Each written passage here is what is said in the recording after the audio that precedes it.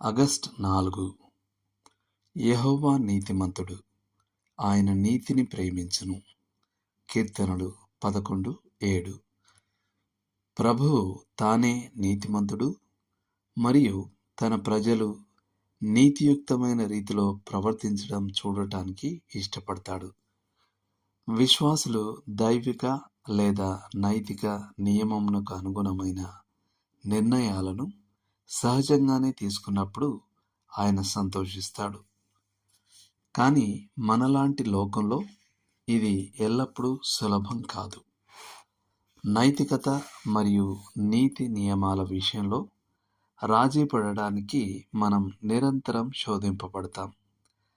కొన్ని శోధనలు బహిరంగమైనవి, మరికొన్ని కపటమైనవి. సరైన మార్గంలో నడవడానికి వివేచన మరియు ధైర్యం రెండూ అవసరం. సమస్యాత్మకమైన అన్ని రంగాలను జాబితా చేయడం సాధ్యం కాకపోవచ్చు, కానీ బహుశా కొన్నింటిని ఎంచుకొని చెప్పడం భవిష్యత్ నిర్ణయాలు తీసుకోవడానికి ఒక ఆధారాన్ని అందిస్తుంది. లంచాలు మరియు ముడుపులు అన్యాయమైన రూపాలు. అదేవిధంగా ఒక కొనుగోలు ఏజెంట్ యొక్క తీర్పును ప్రభావితం చేయడానికి అతనికి బహుమతులు ఇవ్వడం కూడా తప్పే. ఖాతాలో తగినంత డబ్బులు లేకుండానే చెక్కులు జారీ చేయడం, ఆ చెక్కులు బ్యాంకు చేరేలోపు డబ్బు జమ చేయగలనే ఆశతో, అది కూడా తప్పు. ఒక వస్తువుల ప్యాకేజీలో ఉత్తరాన్ని జత చేసి ఆ ఉత్తరానికి అదనపు తపాలా రుసుము చెల్లించకుండా పంపడం చట్టవిరుద్ధం.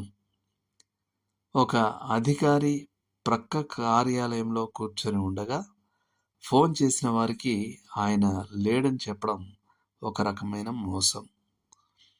కంపెనీ సమయాన్ని దుర్వినియోగం చేయడం లేదా వ్యాపారానికి సంబంధం లేని వ్యక్తిగత ఖర్చులను కంపెనీ ఖర్చుల ఖాతాలో వేయడం తప్పు. ఇక ఆదాయాన్ని తక్కువగా చూపించడం ద్వారా కానీ లేదా విరాళాలు మరియు ఖర్చులను పెంచి చూపించడం ద్వారా కానీ ఆదాయపు పన్ను రిటర్నులను తప్పుగా దాఖలు చేసే విస్తృతమైన ఆచారం ఉంది.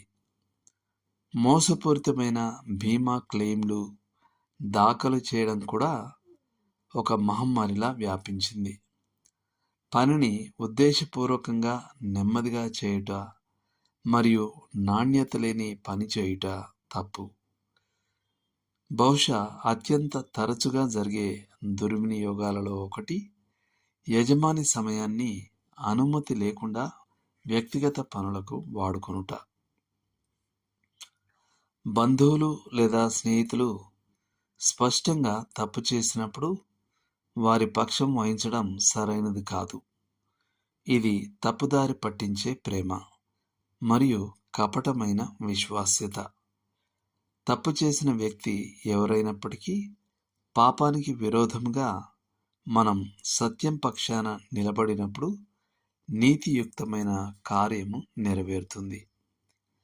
అదేవిధంగా సంఘం నుండి వెలివేయబడిన వ్యక్తికి ఎవరో ఒకరు స్నేహంగా ఉండాలనే కేవలం భావోద్వేగపూరితమైన ఆలోచనతో అతని పక్షాన నిలబడటం తప్పు.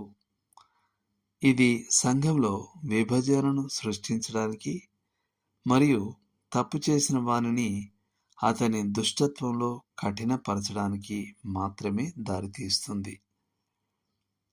చివరగా తాను చేయని పనికి మరొకరు నిందను మోయటం ఎప్పటికీ సరైంది కాదు.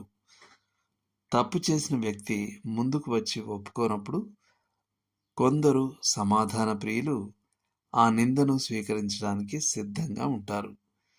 సత్యాన్ని బలి చేయడం ద్వారా సమాధానాన్ని సాధించలేం. ధైర్యంగా ఉండు, సహోదరుడా, తొట్రుపడకు.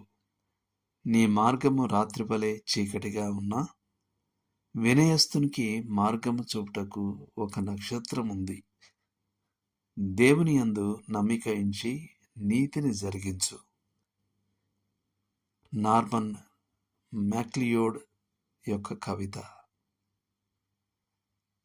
దేవుడు మిమ్మల్ని దీవించును గాక.